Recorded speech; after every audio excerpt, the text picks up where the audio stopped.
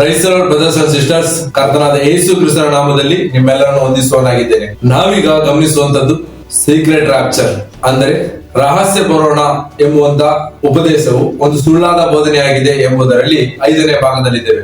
ಕಳೆದ 4ನೇ ಭಾಗದಲ್ಲಿ ನಾವು ಗಮನಿಸಿ ತಿಳಿದುಕೊಂಡಂತದ್ದು ಕ್ರಿಸ್ತ ವಿರೋಧಿಯು ಬಂದ ನಂತರ ಯೇಸು ಕ್ರಿಸ್ತನ 2ನೇ ಬರೋಣ ಇರುತ್ತದೆ ಎಂಬುದಾಗಿ ಗಮನಿಸಿ ತಿಳಿದುಕೊಂಡೆವು.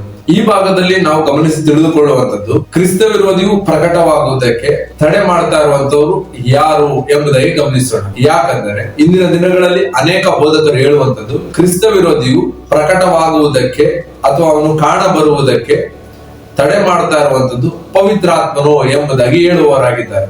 ಸೊ ಆ ಪವಿತ್ರಾತ್ಮನು ಭೂಮಿಯಿಂದ ತೆಗೆದು ಬಿಡಲ್ಪಟ್ಟ ಕೂಡಲೇ ಕ್ರಿಸ್ತ ವಿರೋಧಿಯು ಕಾಣ ಬರ್ತಾನೆ ಎಂಬುದಾಗಿ ವಚನವನ್ನು ತೋರಿಸಿ ಹೇಳುವವರಾಗಿದ್ದಾರೆ.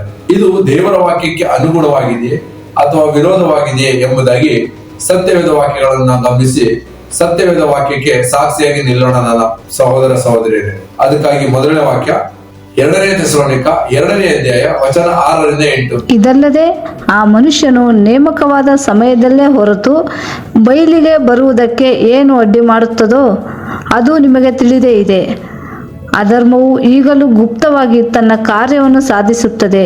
ಆದರೆ ಇದುವರೆಗೆ ಅಡ್ಡಿ ಮಾಡುವವನು ತೆಗೆದು ಬಿಡಲ್ಪಡುವ ತನಕ ಅದು ಗುಪ್ತವಾಗಿಯೇ ಇರುವುದು. ಅವನು ತೆಗೆದು ಬಿಡಲ್ಪಟ್ಟ ಕೂಡಲೇ ಆ ಅಧರ್ಮ ಸ್ವರೂಪನು ಕಾಣಬರುವನು. ಅವನನ್ನು ಯೇಸು ಕರ್ತನು ತನ್ನ ಬಾಯ ಉಸಿರಿನಿಂದ ಕೊಲ್ಲುವನು, ತನ್ನ ಪ್ರತ್ಯಕ್ಷತೆಯ ಪ್ರಕಾಶದಿಂದ ಸಂಹರಿಸುವನು. ಆಮೇನ್. ಆಮೇನ್. ಈ ವಾಕ್ಯದಲ್ಲಿ ನಾವು ಗಮನಿಸುವಂತದ್ದು 6ನೇ ವಚನ ಹೇಳ್ತದೆ, ಏನು ಅಡ್ಡಿ ಮಾಡುತ್ತದೋ ಅದು ನಿಮಗೆ ತಿಳಿದೇ ಇದೆ ಎಂಬುದಾಗಿ ಬರೆಯಲ್ಪಟ್ಟಿದೆ. ಸೊ ಅದರಲ್ಲಿ 8ನೇ ವಚನ ನಾವು ಗಮನಿಸುವಾಗ ಅವನು ತೆಗೆದು ಬಿಡಲ್ಪಟ್ಟ ಕೂಡಲೇ ಎಂಬುದಾಗಿ ಬರೆಯಲ್ಪಟ್ಟಿದೆ. ಅಂದ್ರೆ ಏನು ಅಡ್ಡಿ ಮಾಡುತ್ತದೋ ಅಂದ್ರೆ ಇದು ಪವಿತ್ರ ಆತ್ಮ. ಅವನು ತೆಗೆದು ಬಿಡಲ್ಪಟ್ಟ ಕೂಡಲೇ ಅಂದ್ರೆ ಪವಿತ್ರಾತ್ಮನು ತೆಗೆದು ಬಿಡಲ್ಪಡಬೇಕು. ಆ ತೆಗೆದು ಬಿಡಲ್ಪಟ್ಟ ಕೂಡಲೇ ಅಧರ್ಮ ಸ್ವರೂಪನು ಕಾಣ ಬರ್ತಾನೆ. ಅಂದ್ರೆ ಆ ಪವಿತ್ರಾತ್ಮನು ತೆಗೆದು ಬಿಡಲ್ಪಟ್ಟ ಕೂಡಲೇ ಅಧರ್ಮ ಸ್ವರೂಪನು ಅಂದ್ರೆ ಕ್ರಿಸ್ತ ವಿರೋಧಿಯು ಕಾಣ ಬರ್ತಾನೆ ಎಂಬುದಾಗಿ ಈ ವಾಕ್ಯವನ್ನು ತೋರಿಸಿ ಅನೇಕ ಜನರು ಉಪದೇಶವನ್ನು ಮಾಡುವವರಾಗಿದ್ದಾರೆ. ಅದನ್ನೇ ಇಂದಿನ ದಿನಗಳಲ್ಲಿ ನಂಬುವವರಾಗಿದ್ದಾರೆ. ಬ್ರದರ್ಸ್ ಸಿಸ್ಟರ್ಸ್, ಒಮ್ಮೆ ಅರ್ಥ ಮಾಡ್ಕೊಳ್ಳಿ, ಕ್ರಿಸ್ತ ವಿರೋಧಿಯು ಕಾಣ ಬರುವುದಕ್ಕೆ ಪವಿತ್ರಾತ್ಮನು ತಡೆ ಮಾಡ್ತಾ ಇದ್ದಾನ ಮತ್ತು ಪವಿತ್ರಾತ್ಮನು ತೆಗೆದು ಬಿಡಲ್ಪಟ್ಟ ಕೂಡಲೇ ಅಂದ್ರೆ ಪವಿತ್ರಾತ್ಮನು ತೆಗೆದು ಬಿಡ್ತಾನ, ಈ ಭೂಮಿಯಿಂದ ತೆಗೆಯಲ್ಪಡ್ತಾನ, ಅದಕ್ಕೆಲ್ಲರೂ ವಾಕ್ಯಗಳು ಆಧಾರಗಳು ನಮ್ಗಿದೆಯಾ ಅಥವಾ ಯುಗದ ಸಮಾಪ್ತಿವರೆಗೂ ನಮ್ಮ ಜೊತೆ ಇರ್ತಾರ ಪವಿತ್ರಾತ್ಮನು ಎಂಬುದಾಗಿ ವಾಕ್ಯಗಳನ್ನು ಗಮನಿಸೋಣ ಬ್ರದರ್ಸ್ ಸಿಸ್ಟರ್ಸ್.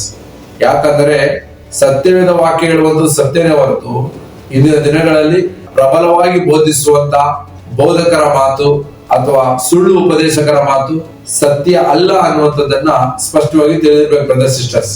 ಸರಿ, ಈಗ ವಾಕ್ಯವನ್ನು ಗಮನಿಸೋಣ. ಯೋಹಾನ 14ನೇ ಅಧ್ಯಾಯ 16ನೇ ವಚನ. ಆಗ ನಾನು ತಂದೆಯನ್ನು ಕೇಳಿಕೊಳ್ಳುವೆನು, ಆತನು ನಿಮಗೆ ಬೇರೊಬ್ಬ ಸಹಾಯಕನನ್ನು ಸದಾಕಾಲ ನಿಮ್ಮ ಸಂಗಡ ಇರುವುದಕ್ಕೆ ಕೊಡುವನು. ಆಮೇನ್. ಆಮೇನ್. ಈ ವಾಕ್ಯದಲ್ಲಿ ನಮ್ಗೆ ತಿಳಿಸುವಂತದ್ದು ಪವಿತ್ರಾತ್ಮನು ಸದಾಕಾಲ ನಿಮ್ಮ ಸಂಗಡ ಇರುವುದಕ್ಕೆ ಕೊಡುವನು ಎಂಬುದಾಗಿ ಬರೆಯಲ್ಪಟ್ಟಿದೆ. ಬ್ರದರ್ಸ್ ಸಿಸ್ಟರ್ಸ್, ಪವಿತ್ರಾತ್ಮನು ಸದಾಕಾಲ ನಮ್ಮ ಜೊತೆ ಇರುವುದಕ್ಕೆ ಕೊಟ್ಟಿದ್ದಾರೆ ಎಂಬುದಾಗಿ ವಾಕ್ಯದಲ್ಲಿ ಬರೆಯಲ್ಪಟ್ಟಿದೆ. ಆದರೆ ಇಂದಿನ ದಿನಗಳಲ್ಲಿ ಅನೇಕ ಬೋಧಕರು ಹೇಳುವಂತದ್ದು ಸದಾಕಾಲ ನಮ್ಮ ಜೊತೆ ಅವರು ಇರೋದಿಲ್ಲ, ಪವಿತ್ರಾತ್ಮನು ಭೂಮಿಯಿಂದ ತೆಗೆದು ಬಿಡಲ್ಪಡ್ತಾನೆ, ಅದಾದ ನಂತರ ಕ್ರಿಸ್ತ ವಿರೋಧಿಯು ಕಾಣ ಬರ್ತಾನೆ ಎಂಬುದಾಗಿ. ಅಂದ್ರೆ ಯಾವಾಗ ಯೇಸು ಕ್ರಿಸ್ತರು ಅಂದ್ರೆ ಸುಳ್ಳು ಬೋಧನೆ ಹೇಳುವ ಉಪದೇಶಕರು ಹೇಳುವಂತದ್ದು ಯೇಸು ಕ್ರಿಸ್ತ ರಹಸ್ಯವಾಗಿ ಬಂದು ಹೋದ ನಂತರ ಪವಿತ್ರಾತ್ಮನು ಭೂಮಿಯಿಂದ ತೆಗೆದು ಬಿಡಲ್ಪಡ್ತಾನೆ, ಆ ನಂತರ ಕ್ರಿಸ್ತ ವಿರೋಧಿ ಬರ್ತಾನೆ ಎಂಬುದಾಗಿ. ಆದ್ರೆ ಕಳೆದ ಭಾಗದಲ್ಲಿ ನಾವು ಗಮನಿಸಿದೆವು, ಯೇಸು ಕ್ರಿಸ್ತರು ಬರುವುದಕ್ಕಿಂತ ಮುಂಚಿತವಾಗಿ ಕ್ರಿಸ್ತ ವಿರೋಧಿಯು ಬಂದು ಪರಿಶುದ್ಧರ ಮೇಲೆ ಯುದ್ಧ ಮಾಡ್ತಾನೆ ಹೊರತು ಸುಳ್ಳು ಬೋಧನೆ ಹೇಳುವ ರೀತಿಯಲ್ಲಿ ಕ್ರಿಸ್ತ ವಿರೋಧಿಯು ಯೇಸು ಕ್ರಿಸ್ತನ ರಹಸ್ಯ ಬರೋಣದ ನಂತರ ಬರೋದಿಲ್ಲ ಎಂಬುದಾಗಿ ಸ್ಪಷ್ಟವಾಗಿ ತಿಳಿದುಕೊಂಡೆವು. ಸರಿ, ಈಗ ನಾವು ತಿಳ್ಕೊಳ್ಳುವಂತದ್ದು ಪವಿತ್ರಾತ್ಮನು ಕ್ರಿಸ್ತ ವಿರೋಧಿಯು ಬರುವುದಕ್ಕೆ ತಡೆಯಾಗಿದ್ದಾನ, ಆ ಕ್ರಿಸ್ತ ವಿರೋಧಿ ಬರುವುದಕ್ಕಿಂತ ಮುಂಚಿತವಾಗಿ ಪವಿತ್ರಾತ್ಮನು ಭೂಮಿಯಿಂದ ತೆಗೆದು ಬಿಡಲ್ಪಡ್ತಾನೆ ಎಂಬುದಾಗಿ ಕೇಳೋದಾದ್ರೆ ಈಗ ವಾಕ್ಯವನ್ನು ಗಮನಿಸ್ತಾ ಪವಿತ್ರಾತ್ಮನು ಸದಾ ಕಾಲ ನಿಮ್ಮ ಜೊತೆಯಲ್ಲಿ ಇರ್ತೇನೆ ಎಂಬುದಾಗಿ ವಾಕ್ಯದಲ್ಲಿ ಬರೆಯಲ್ಪಟ್ಟಿದೆ ಹೊರತು ಯೇಸು ಕ್ರಿಸ್ತನ ಯುಗದ ಸಮಾಪ್ತಿಯಲ್ಲಿ 7 ವರ್ಷ ಮುಂಚಿತವಾಗಿ ಭೂಮಿಯಿಂದ ತೆಗೆದು ಬಿಡಲ್ಪಡ್ತಾನೆ ಎಂಬುದಾಗಿ ಅಲ್ಲ. ನಾವು ಮತ್ತಾಯನ ಬರೆದ ಸುವಾರ್ತೆ 28ನೇ 20ನೇ ವಚನ ಗಮನಿಸೋದಾದ್ರೆ ಯೇಸು ಕ್ರಿಸ್ತರು ಹೇಳಿರುವಂತ ಮಾತು ಯುಗದ ಸಮಾಪ್ತಿವರೆಗೂ ನಾನು ನಿಮ್ಮ ಸಂಗಡ ಇರ್ತೇನೆ ಎಂಬುದಾಗಿ ಬರೆಯಲ್ಪಟ್ಟಿದೆ. ಅಂದ್ರೆ ಯೇಸು ಕ್ರಿಸ್ತರು ಪವಿತ್ರಾತ್ಮನಾಗಿ ಯುಗದ ಸಮಾಪ್ತಿವರೆಗೂ ನಮ್ಮ ಸಂಗಡ ಇರ್ತಾರೆ ಹೊರತು ಸುಳ್ಳು ಬೋಧಕರು ಹೇಳುವ ರೀತಿಯಲ್ಲಿ 7 ವರ್ಷ ಮುಂಚಿತವಾಗಿ, ಅಂದ್ರೆ ಯುಗದ ಸಮಾಪ್ತಿಯಲ್ಲಿ 7 ವರ್ಷಗಳ ಮುಂಚೆ ಅವರು ಭೂಮಿಯಿಂದ ತೆಗೆದು ಬಿಡಲ್ಪಡ್ತಾರೆ ಅನ್ನುವಂತ ಉಪದೇಶ ಒಂದು ಸುಳ್ಳಾದ ಬೋಧನೆ ಬ್ರದರ್ ಸಿಸ್ಟರ್ಸ್. ಇನ್ನೊಂದು ವಾಕ್ಯವನ್ನು ಗಮನಿಸೋಣ. 1 ಕೊರಿಂಥ 1ನೇ ಅಧ್ಯಾಯ 8ನೇ ವಚನ. ನಮ್ಮ ಕರ್ತನಾದ ಯೇಸು ಕ್ರಿಸ್ತನ ದಿನದಲ್ಲಿ ಯಾರು ನಿಮ್ಮ ಮೇಲೆ ತಪ್ಪು ಹೊರಿಸಲಾಗದಂತೆ ಆತನು ನಿಮ್ಮನ್ನು ಕಡೆಯವರೆಗೂ ದೃಢಪಡಿಸುವನು. ಆಮೇನ್. ಆಮೇನ್. ಈ ವಾಕ್ಯ ನಮ್ಗೆ ಹೇಳುವಂತದ್ದು ಕ್ರಿಸ್ತನು ನಮ್ಮನ್ನು ಕಡೆಯವರೆಗೂ ದೃಢಪಡಿಸುತ್ತೇನೆ ಎಂಬುದಾಗಿ ಬರೆಯಲ್ಪಟ್ಟಿದೆ. ಯಾವ ರೀತಿಯಾಗಿ ಅಂದರೆ ಪವಿತ್ರಾತ್ಮ ಮುಖಾಂತರವಾಗಿ, ಅಂದ್ರೆ ಪವಿತ್ರಾತ್ಮನಾಗಿ ನಮ್ಮೊಳಗಡೆ ಇದ್ದುಕೊಂಡು ನಮ್ಮನ್ನು ಕಡೆಯವರೆಗೂ, ಅಂದ್ರೆ ಯುಗದ ಸಮಾಪ್ತಿವರೆಗೂ ನಮ್ಮನ್ನು ದೃಢಪಡಿಸುತ್ತೇನೆ ಎಂಬುದಾಗಿ ಬರೆಯಲ್ಪಟ್ಟಿದೆ ಹೊರತು ಕಡೆಯ ದಿನಗಳಲ್ಲಿ 7 ವರ್ಷಕ್ಕಿಂತ ಮುಂಚೆವರೆಗೂ ನಾನು ನಿಮ್ಮನ್ನು ದೃಢಪಡಿಸುತ್ತೇನೆ, ಆಮೇಲೆ ನಾನು ತೆಗೆದು ಬಿಡಲ್ಪಡ್ತೇನೆ ಎಂಬುದಾಗಿ ಬರೆಯಲಿಲ್ಲ ಅನ್ನುವಂಥದ್ದನ್ನು ಸ್ಪಷ್ಟವಾಗಿ ತಿಳಿದಿರಬೇಕು.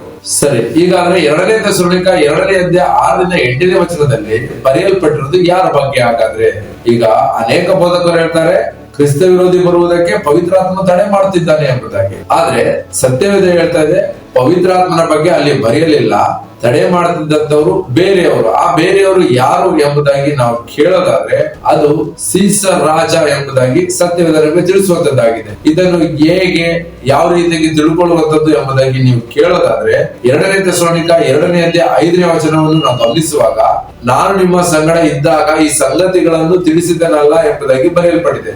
ಅರ್ಥ ಮಾಡ್ಕೊಳ್ಳಿ, ಪೌಲನು ಥೆಸಲೋನಿಕ ಪಟ್ಟಣದಲ್ಲಿ ಇರಬೇಕಾದ್ರೇನೆ ಆ ಸೀಸರ್ ರಾಜನ ಬಗ್ಗೆ ತಿಳಿಸಿದ್ದಾರೆ. ಅದಕ್ಕೆ ಅವರು ಗುಟ್ಟಾಗಿ, ಅಂದ್ರೆ ರಹಸ್ಯವಾಗಿ ಆ ಅಡ್ಡಿ ಮಾಡುವವನು ತೆಗೆದು ಬಿಡಲ್ಪಟ್ಟ ಕೂಡಲೇ ಎಂಬುದಾಗಿ ಬರೆಯಲ್ಪಟ್ಟಿರುವಂತದ್ದು. ಇದನ್ನ ಯಾಕೆ ಆ ರೀತಿಯಾಗಿ ರಹಸ್ಯವಾಗಿ ಬರೀಬೇಕಾಗಿತ್ತು ಎಂಬುದಾಗಿ ಕೇಳೋದಾದ್ರೆ ಬ್ರದರ್ ಸಿಸ್ಟರ್ಸ್ ಅರ್ಥ ಮಾಡ್ಕೊಳ್ಳಿ, ಒಬ್ಬ ರಾಜ ಆಳ್ವಿಕೆ ಮಾಡುವಂತ ಸಮಯದಲ್ಲಿ ಆ ರಾಜನಿಗೆ ವಿರುದ್ಧವಾಗಿ ನಾವೇನಾದ್ರೂ ಮಾತನಾಡುವಾಗ ಆ ರಾಜನಿಂದ ಅಲ್ಲಿರುವಂತ ಸಭೆಗೆ ತೊಂದರೆ ಉಂಟಾಗಬಹುದು ಎಂಬ ಉದ್ದೇಶದಿಂದ ಅಪೊಸ್ತಲನಾದ ಪೌಲನು ಆ ರೀತಿಯಾಗಿ ರಹಸ್ಯವಾಗಿ ತೆಗೆದು ಬಿಡಲ್ಪಟ್ಟ ಕೂಡಲೇ ಕ್ರಿಸ್ತ ವಿರೋಧಿಯು ಬರ್ತಾನೆ ಎಂಬುದಾಗಿ ಆ ವಾಕ್ಯದಲ್ಲಿ ಆ ರೀತಿಯಾಗಿ ಬರೆಯಲ್ಪಟ್ಟಿದೆ ಹೊರತು ಇದು ಪವಿತ್ರಾತ್ಮನನ್ನು ಸೂಚಿಸುವುದಿಲ್ಲ ಬ್ರದರ್ ಸಿಸ್ಟರ್ಸ್. ಇದನ್ನು ಇನ್ನೂ ಸ್ಪಷ್ಟವಾಗಿ ಹೇಗೆ ನಾವು ತಿಳ್ಕೊಳ್ಳೋದು ಅಂದ್ರೆ ಕ್ರಿಸ್ತ ವಿರೋಧಿಯು ಅಂದ್ರೆ ಅಧರ್ಮ ಸ್ವರೂಪನು ಬರ್ಬೇಕಾಗಿರುವಂತದ್ದು ಅಥವಾ ಹುಟ್ಟಬೇಕಾಗಿರುವಂತದ್ದು ರೋಮ್ ರಾಜ್ಯದಲ್ಲಿ ಬ್ರದರ್ ಸಿಸ್ಟರ್ಸ್, ಮುಖ್ಯವಾಗಿ ರೋಮ್ ನಗರದಿಂದಲೇ ಅವನು ಬರಬೇಕಾಗಿತ್ತು. ಇದು ಪೌಲನಿಗೆ ಹೇಗೆ ತಿಳಿದಿತ್ತು ಎಂಬುದಾಗಿ ನೀವು ಕೇಳೋದಾದ್ರೆ ಪೌಲನು ಧರ್ಮಶಾಸ್ತ್ರವನ್ನು ಅಥವಾ ದಾನಿಯೇಲನ ಗ್ರಂಥವನ್ನು ಸ್ಪಷ್ಟವಾಗಿ ಓದಿ ತಿಳಿದಿದ್ದ. ಆ ತಿಳುವಳಿಕೆಯಿಂದಲೇ ಅವನು ರಹಸ್ಯವಾಗಿ ಹೇಳಿರುವಂತದ್ದು ತಡೆ ಮಾಡುವವನು ತೆಗೆದು ಬಿಡಲ್ಪಟ್ಟ ಕೂಡಲೇ ಆ ಅಧರ್ಮ ಸ್ವರೂಪನು ಅಥವಾ ಆ ಕ್ರಿಸ್ತ ವಿರೋಧಿಯು ರೋಮ್ ನಗರದಿಂದ ಬರ್ತಾನೆ ಒಬ್ಬ ರಾಜನಾಗಿ ಎಂಬುದಾಗಿ. ಇದನ್ನು ಹೇಗೆ ಯಾವ ರೀತಿಯಾಗಿ ತಿಳಿದುಕೊಳ್ಳೋದು ಎಂಬುದಾಗಿ ನೀವು ಕೇಳೋದಾದ್ರೆ ಅದಕ್ಕೆ ವಾಕ್ಯವನ್ನು ಗಮನಿಸೋಣ. ದಾನಿಯೇಲ 7ನೇ ಅಧ್ಯಾಯ ವಚನ 7ರಿಂದ 8. ನಾನು ರಾತ್ರಿ ಕಂಡ ಕನಸಿನಲ್ಲಿ ಸ್ವಲ್ಪ ಹೊತ್ತಿನ ಮೇಲೆ ಆಹಾ 4ನೇ ಮೃಗವು ಕಾಣಿಸಿತು. ಅದು ಭಯಂಕರ, ಎದುರಿಸುವಂಥದ್ದು, ಅಧಿಕ ಬಲವುಳ್ಳದ್ದು. ಅದಕ್ಕೆ ಕಬ್ಬಿಣದ ದೊಡ್ಡ ಹಲ್ಲುಗಳಿದ್ದವು. ಅದು ನುಂಗುತ್ತಾ ಚೂರು ಚೂರು ಮಾಡುತ್ತಾ ಮಿಕ್ಕದ್ದನ್ನು ಕಾಲುಗಳಿಂದ ತುಳಿಯುತ್ತಾ ಇತ್ತು. ಅದು ಮುಂಚಿನ ಎಲ್ಲ ಮೃಗಗಳಿಗಿಂತ ವಿಲಕ್ಷಣವಾಗಿತ್ತು. ಅದಕ್ಕೆ 10 ಕೊಂಬುಗಳಿದ್ದವು. ನಾನು ಆ ಕೊಂಬುಗಳನ್ನು ಗಮನಿಸುತ್ತಿರುವಲ್ಲಿ ಇಗೋ, ಅವುಗಳ ನಡುವೆ ಇನ್ನೊಂದು ಚಿಕ್ಕ ಕೊಂಬು ಮೊಳೆಯಿತು. ಅದರ ದೆಸೆಯಿಂದ ಮುಂಚಿನ ಕೊಂಬುಗಳಲ್ಲಿ 3 ಬೇರು ಸಹಿತ ಕೀಳಲ್ಪಟ್ಟವು. ಆಹಾ, ಈ ಕೊಂಬಿನಲ್ಲಿ ಮನುಷ್ಯನ ಕಣ್ಣುಗಳಂತಿರುವ ಕಣ್ಣುಗಳು, ಬಡಾಯಿ ಕೊಚ್ಚಿಕೊಡುವ ಬಾಯಿಯೂ ಇದ್ದವು. ಆಮೇನ್. ಆಮೇನ್. 7ನೇ ವಚನವನ್ನು ಗಮನಿಸುವಂತದ್ದು 4ನೇ ಮೃಗವನ್ನು ಕಂಡನು ಎಂಬುದಾಗಿ ಬರೆಯಲ್ಪಟ್ಟಿದೆ ಮತ್ತು ಅದಕ್ಕೆ 10 ಕೊಂಬುಗಳಿದ್ದವು ಎಂಬುದಾಗಿ ಬರೆಯಲ್ಪಟ್ಟಿದೆ. 8ನೇ ವಚನದಲ್ಲಿ ಆ 10 ಕೊಂಬುಗಳ ಮಧ್ಯದಿಂದ ಒಂದು ಚಿಕ್ಕ ಕೊಂಬು ಮೊಳೆಯಿತು ಎಂಬುದಾಗಿ ಬರೆಯಲ್ಪಟ್ಟಿದೆ. ಬ್ರದರ್ ಸಿಸ್ಟರ್ಸ್, ಈ ವಾಕ್ಯದ ಅರ್ಥ ಮೃಗ ಅಂದ್ರೆ ರಾಜ್ಯ. ಹೇಗಂದ್ರೆ ಮೃಗ ಅಂದ್ರೆ ರಾಜ್ಯ ಎಂಬುದಾಗಿ ಎಲ್ಲಿ ಬರೆಯಲ್ಪಟ್ಟಿದೆ ಅಂದ್ರೆ ಅದಕ್ಕಾಗಿ ವಾಕ್ಯವನ್ನು ಗಮನಿಸೋಣ. ದಾನಿಯೇಲ 7ನೇ ಅಧ್ಯಾಯ ವಚನ 23ರಿಂದ 24. ಆಗ ಅವನು ನನಗೆ, ಆ 4ನೇ ಮೃಗವು ಲೋಕದಲ್ಲಿ ಉಂಟಾಗುವ 4ನೆಯ ರಾಜ್ಯ. ಅದು ಮಿಕ್ಕ ರಾಜ್ಯಗಳಿಗಿಂತ ವಿಲಕ್ಷಣವಾಗಿ ಲೋಕವನ್ನೆಲ್ಲ ನುಂಗಿ ತುಳಿದು ಚೂರು ಚೂರು ಮಾಡುವುದು. ಆ 10 ಕೊಂಬುಗಳ ವಿಷಯವೇನೆಂದರೆ ಆ ರಾಜ್ಯದಲ್ಲಿ 10 ಮಂದಿ ಅರಸರು ಉಂಟಾಗುವುದು. ಅವರ ತರುವಾಯ ಮತ್ತೊಬ್ಬನು ತಲೆದೋರುವನು, ಅವನು ಮುಂಚಿನ ಅರಸರಿಗಿಂತ ವಿಲಕ್ಷಣವಾಗಿ 3 ಅರಸರನ್ನು ಅದಿಮಿ ಬಿಡುವನು. ಆಮೇನ್. ಆಮೇನ್. ಈ ವಾಕ್ಯದಲ್ಲಿ ನಾವು ಗಮನಿಸುವಂತದ್ದು 4ನೇ ಮೃಗವು ಲೋಕದಲ್ಲಿ ಉಂಟಾಗುವ 4ನೇ ರಾಜ್ಯ ಎಂಬುದಾಗಿ ಬರೆಯಲ್ಪಟ್ಟಿದೆ. ದಾನಿಯೇಲ 7ನೇ ಅಧ್ಯಾಯ 7 ಮತ್ತು 8ನೇ ವಚನದಲ್ಲಿ ಗಮನಿಸುವಂತದ್ದು 4ನೇ ಮೃಗವನ್ನು ಕಂಡನು ಎಂಬುದಾಗಿ. ಈ ವಾಕ್ಯ ತಿಳಿಸ್ತಾ ಇದೆ ಆ 4ನೇ ಮೃಗ 4ನೇ ರಾಜ್ಯ ಎಂಬುದಾಗಿ. ಆ 10 ಕೊಂಬುಗಳ ವಿಷಯವೇನೆಂದರೆ ಆ ರಾಜ್ಯದಲ್ಲಿ 10 ಮಂದಿ ಅರಸರುಗಳು ಎಂಬುದಾಗಿ ಬರೆಯಲ್ಪಟ್ಟಿದೆ. ಅಂದ್ರೆ ಆ 10 ಕೊಂಬು ಅಂದರೆ 10 ರಾಜ್ಯವನ್ನು ಸೂಚಿಸುವಂತದ್ದು. 4ನೇ ಮೃಗ ಅಂದ್ರೆ 4ನೇ ರಾಜ ಎಂಬುದಾಗಿ ಅರ್ಥ. ಸೊ ಇದರಲ್ಲೇ ನಾವು ಗಮನಿಸುವಂತದ್ದು ಮತ್ತೊಂದು ತಲೆದೂರಿ ಎಂಬುದಾಗಿ. ಆ 10 ರಾಜ್ಯರ ಮಧ್ಯದಲ್ಲಿ ಇನ್ನೊಬ್ಬ ರಾಜ ಎದ್ದೇಳುತ್ತಾನೆ ಎಂಬುದಾಗಿ ಈ ವಾಕ್ಯದ ಅರ್ಥ. ಅಂದ್ರೆ ಇದರ ಸಂಪೂರ್ಣ ಅರ್ಥ 4ನೇ ಮೃಗ ಅಂದರೆ 4ನೇ ರಾಜ್ಯ. ಆ ರಾಜ್ಯದಲ್ಲಿ 10 ರಾಜರುಗಳಿರ್ತಾರೆ. ಆ ರಾಜರುಗಳ ಮಧ್ಯದಲ್ಲಿ ಇನ್ನೊಬ್ಬ ಚಿಕ್ಕ ರಾಜನ ಎದ್ದೇಳ್ತಾನೆ ಎಂಬುದಾಗಿ ಈ ವಾಕ್ಯ ಬರೆಯಲ್ಪಟ್ಟಿದೆ. ಇದೆಲ್ಲವೂ ಯಾವ ರೀತಿಯಾಗಿ ಅರ್ಥ ಮಾಡ್ಕೊಳ್ಳೋದು ಎಂಬುದಾಗಿ ಕೇಳೋದಾದ್ರೆ ಸಿಂಪಲ್ ಆಗಿ ಹೇಳಬೇಕು ಅಂದ್ರೆ ರೋಮ್ ನಗರ 4ನೇ ರಾಜ್ಯವಾಗಿರ್ತದೆ. ಆ 4ನೇ ರಾಜ್ಯದಲ್ಲಿ ಆ ರಾಜ್ಯ ಒಡೆಯಲ್ಪಟ್ಟು 10 ರಾಜ್ಯವಾಗಿ ಮಾರಲ್ಪಡುತ್ತೆ. ಆ 10 ರಾಜ್ಯದಲ್ಲೂ 10 ಅರಸರುಗಳಿರ್ತಾರೆ. ಆ ಅರಸರುಗಳಲ್ಲಿ 3 ಅರಸರುಗಳನ್ನು ಆ ಚಿಕ್ಕ ಕೊಂಬು ಅಂದ್ರೆ ಆ ಚಿಕ್ಕ ರಾಜ್ಯ ಅದುಮಿ ಅಥವಾ ಬೇರು ಸಮೇತವಾಗಿ ಕಿತ್ತು ಹಾಕ್ತಾನೆ ಎಂಬುದಾಗಿ ಈ ಅಧ್ಯಾಯದಲ್ಲಿ ನಾವು ಗಮನಿಸಿ ತಿಳಿದುಕೊಳ್ಳಬಹುದು. ಇದೆಲ್ಲ ನಡೆದಿರುವಂತದ್ದು ಯಾವ ಸಮಯದಲ್ಲಿ ಅಂದ್ರೆ ಕಿಪಿ ಅಂದ್ರೆ ಕ್ರಿಸ್ತ ಶಕ 476ರಲ್ಲಿ ಈ ಕಾರ್ಯವು ನಡೆದಿದೆ ಬ್ರದರ್ ಸಿಸ್ಟರ್ಸ್. ಸೊ ಕ್ರಿಸ್ತ ವಿರೋಧಿಯು ಇನ್ನೆಲ್ಲಿಂದನೂ ಕಾಣಿಸೋದಿಲ್ಲ. ನಮಗೆ ಕಾಣಿಸುವಂತದ್ದು ರೋಮ್ ಸಾಮ್ರಾಜ್ಯದಲ್ಲಿ ಅಥವಾ ರೋಮ್ ನಗರದಿಂದಲೇ ಹುಟ್ಟಿ ಬರಬೇಕಾಗಿತ್ತು. ಆ ರೋಮ್ ರಾಜ್ಯದಿಂದ ಬರೋದಕ್ಕೆ ತಡೆಯಾಗಿದ್ದಂಥದ್ದು ಆ ಸಮಯದಲ್ಲಿ ಸೀಸರ್ ರಾಜ ಎಂಬುದಾಗಿ ಪೌಲನಿಗೆ ಸ್ಪಷ್ಟವಾಗಿ ತಿಳಿದಿತ್ತು. ಆದ್ದರಿಂದಲೇ ಆ ಸೀಸರ್ ರಾಜ ತೆಗೆದು ಬಿಡಲ್ಪಟ್ಟ ಕೂಡಲೇ ಕ್ರಿಸ್ತ ವಿರೋಧಿಯಾಗಿರುವಂತ ಪೋಪ್ ಅಲ್ಲಿಂದ ರಾಜತ್ವವನ್ನು ಪ್ರಾರಂಭ ಮಾಡಿ ಆ ದೇಶದಲ್ಲಿ ರಾಜನಾಗಿ ನಿಲ್ಲುವುದಕ್ಕೆ ಪ್ರಾರಂಭವಾಗ್ತಾರೆ ಬ್ರದರ್ ಸಿಸ್ಟರ್ಸ್. ಸೊ ಇಲ್ಲಿವರೆಗೂ ನಾವು ಗಮನಿಸಿ ತಿಳಿದುಕೊಂಡಂತದ್ದು ಅಧರ್ಮ ಸ್ವರೂಪನು ಕಾಣಬರುವುದಕ್ಕೆ ತಡೆಯಾಗಿರುವಂತದ್ದು ಪವಿತ್ರಾತ್ಮನಲ್ಲ, ತಡೆಯಾಗಿದ್ದಂಥದ್ದು ಸೀಸರ್ ರಾಜ ಎಂಬುದಾಗಿ ಗಮನಿಸಿ ತಿಳಿದುಕೊಂಡೆವು. ಮುಂದೆ ಬರುವಂತಹ ಭಾಗದಲ್ಲಿ ನಾವು ಗಮನಿಸಿ ತಿಳಿದುಕೊಳ್ಳುವಂತದ್ದು ಕ್ರಿಸ್ತ ವಿರೋಧಿಯು ಇಸ್ರಾಯೇಲ್ ಜನರೊಂದಿಗೆ ಒಡಂಬಡಿಕೆಯನ್ನು ಮಾಡಿಕೊಳ್ಳುತ್ತಾನೆಯೇ ಎಂಬುದಾಗಿ ಗಮನಿಸೋಣ. ಈ ಭಾಗದ ಬಗ್ಗೆ ನಿಮಗೇನಾದ್ರೂ ಸಂಶಯ ಇರುವುದಾದರೆ ಸ್ಕ್ರೀನ್ ಮೇಲೆ ಬರುವಂತ ನಂಬರ್ಗೆ ಕರೆ ಮಾಡಿ ತಿಳಿಸಬಹುದು ಅಥವಾ ವಾಟ್ಸ್ಆಪ್ ಮುಖಾಂತರ ಸಂದೇಶವನ್ನು ಕಳುಹಿಸಬಹುದು. ಇದುವರೆಗೂ ವಾಕ್ಯದ ಅರ್ಥಗಳನ್ನು ತಿಳಿಸಿಕೊಡ್ತಾ ಬರ್ತಾ ಇರುವಂತ ನಮ್ಮ ಕರ್ತನಾದ ಯೇಸು ಕ್ರಿಸ್ತನಿಗೆ ಸ್ತುತಿ ಘನತೆ ಗೌರವಗಳು ಆತನೊಬ್ಬನಿಗೆ ಸಲ್ಲಲಿ. ಆಮೇನ್.